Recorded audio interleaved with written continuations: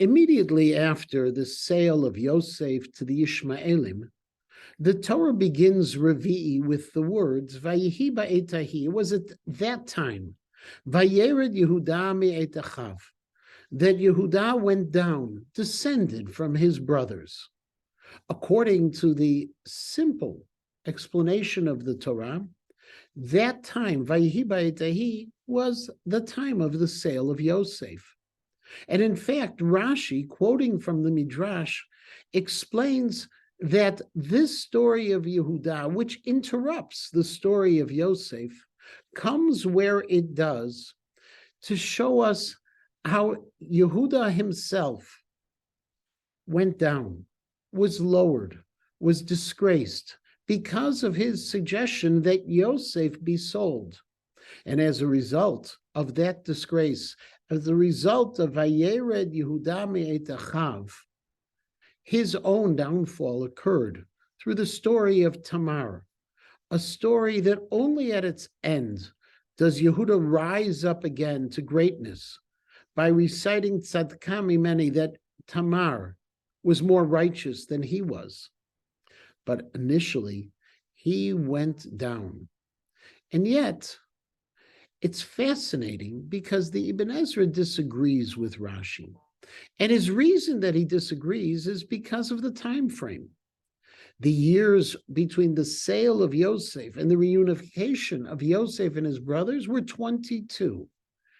And the Ibn Ezra asks, how is it possible that in the course of 22 years, Yehuda gets married, his two sons are born, the two sons grow into adulthood, get married, die, and then Yehuda enters into the incident with Tamar.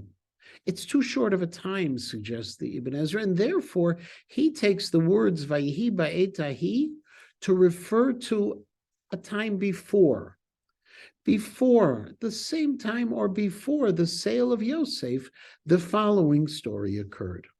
But that's not the order of the Torah.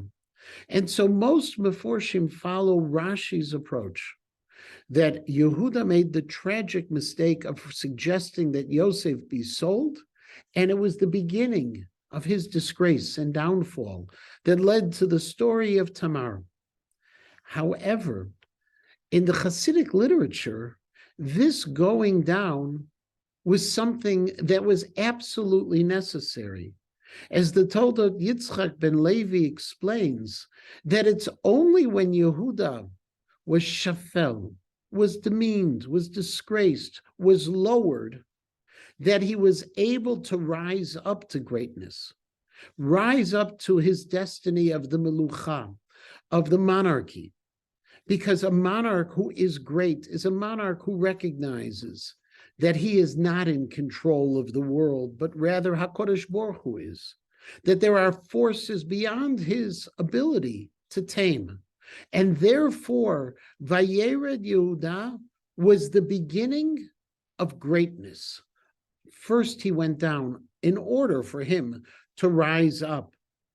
And to go even further, Reb Chaim Michernovitz went one step further, and he said it was only after Yosef was sold, after Yosef began his story, that Yehuda would be able to begin his story, because Yosef was the progenitor of the Mashiach ben Yosef, the first of the Messiah to appear to us and bring us political freedom. Whereas the Mashiach ben David, the ultimate Messiah who will reestablish the monarchy and bring us back in a kibbutz galuyot, that's the descendant of Yehuda. First Yosef, then Yehuda. First the shiflut, and then the gadlut. First the sale, and then the story of Yehuda and Tamar.